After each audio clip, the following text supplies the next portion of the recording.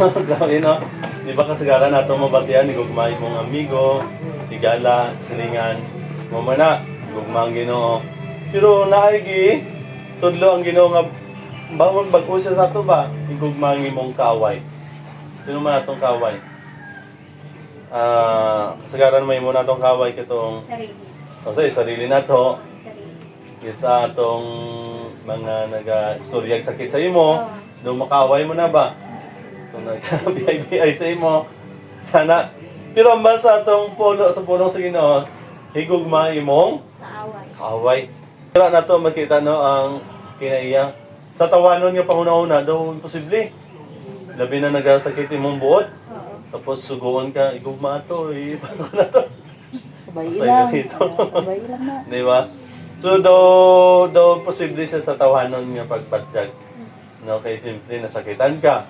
Istoryahan ka malain. Wala man kay gimo tani nga malain.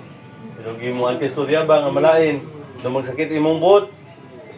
Pero ang sining sa Ginoo, igugmaan ang imong kawat. So, ako balikon sa tawanon do good life pero pinagi kang Kristo nga magbulig sa ato. Mahimo siyang posible. Amen. No, kay si Jesus, nakita mo nato example niya. Bisan pa tong nagdupla sa iya gani dito sa cross, atong wala pa siya sa cross, tong ginadala pa siya. Giluwaan siya. Giapak ang lawas no.